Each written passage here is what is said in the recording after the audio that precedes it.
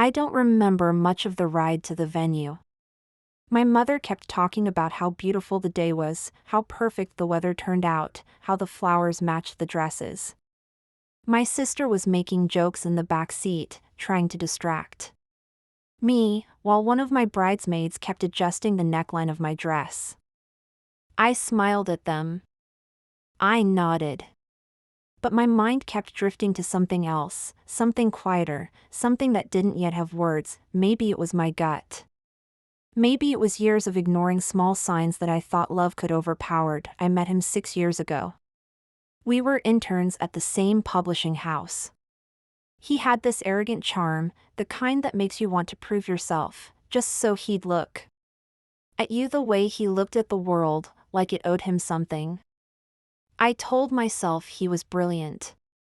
That the edge in his voice was ambition. That the way he always needed to be right came from passion. The truth is, I fell in love with the idea of us, of what we could be. We were good together when it was good. And when it wasn't, I blamed myself. He wasn't cruel, not in the obvious ways. He didn't scream. He didn't cheat, or at least I didn't think he did. But there was this disinterest. Like I was part of his plan, but not the part he was most excited about. 2 years into our relationship, he disappeared for a weekend. Said he needed space, that he was visiting an old friend. I never asked who. When he came back, he was unusually quiet, but kind. He cooked dinner. He held my hand when we watched a movie. I told myself it was nothing. Later, I found a photo on his phone, one he didn't know had been backed up to the cloud. A woman I'd never met, holding a coffee, smiling at the camera. Like she belonged behind his eyes. He said she was just a friend from college. That they had a brief thing, but it was over years ago. I believed him. Or rather, I chose to believe the version of the story where I didn't lose him. Fast forward to the engagement, he proposed in front of both our families during Christmas dinner. Everyone clapped. I smiled so wide my cheeks ached. But something inside me was numb. Like my body was playing the part, while my heart stood still. The weeks before the wedding were chaos. Cake tastings, floral arrangements, last-minute guest list changes. But in quiet moments, I'd catch him staring off, distant. One time, I asked what he was thinking about, and he said, "Do you ever wonder how things might have turned out if you made one different choice?" I laughed and said, "No, I'm exactly where I want to be." He smiled, but it didn't reach his eyes. The morning of the wedding, he didn't text. He didn't call. I told myself he was just nervous. That he was busy getting ready. But a part of me kept checking my phone, waiting for some signal that he was thinking about me. That he was excited. It never came. At the venue, everything looked beautiful. The sun was soft, the sky clear, the aisle lined with white roses. My father stood by my side, beaming. The music started, and the guests stood. I began to walk. There he was, my husband-to-be, standing under the floral arch, waiting. He looked handsome, nervous, but collected. I felt a wave of something: hope, nostalgia, grief? I don't know. Maybe all three. When I reached him, he took my hands in his. His palms were cold. I looked into his eyes and thought, "Please just love me the way I love you." The officiant spoke. The room was quiet, expectant.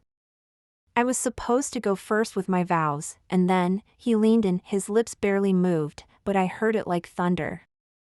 In my ears, I should have married her. I didn't even react at first. My brain froze, trying to process the syllables. I looked at him, searching his face for a joke. Regret? Nothing. He was blank. He meant it. Her, that woman in the photo. The one he forgot. The ghost who never left, the ceremony blurred around me. My heart raced. The officiant looked at me, waiting for my words. The crowd watched. I opened my mouth, but no sound came. I looked at our hands. At the ring. At the man who chose me, but didn't want me, and something in me cracked open. I pulled my hand away. Quietly. Slowly. The silence was deafening. I reached up, took the ring from my finger, and pressed it into his chest. His face changed, confusion. Maybe panic, but I didn't wait. I turned. I walked down the same aisle I had just floated down minutes before, but this time, I was grounded. Every step was a decision. Every breath was heavier, but clearer. Guests gasped. My mother stood in shock. My best friend covered her mouth.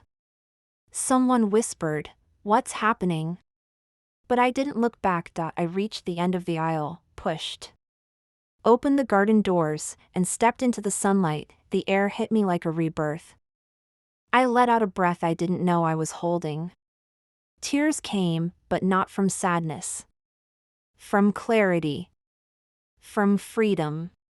From mourning the version of myself who would have said I do just to be chosen by someone who never really did. Minutes later, my father found me outside. He didn't ask anything. He just stood beside me, his hand on my shoulder. I turned to him and whispered. He said he should have married someone else. My father nodded slowly and said, "Then thank God you didn't." That night, I didn't cry myself to sleep. I didn't beg for answers or call to scream. I deleted his number. I opened a bottle of wine with my sister. We laughed. We cried. We burned the wedding playlist and danced barefoot in the kitchen. It took months to tell the full story. Some people pitied me. Others called me brave. But I didn't do it for applause. I did it because I refused to be someone's second choice. Not on the most important day of my life. Not ever and every time. Someone says, "I can't believe you walked away." I smile and say, "I can't believe I almost stayed."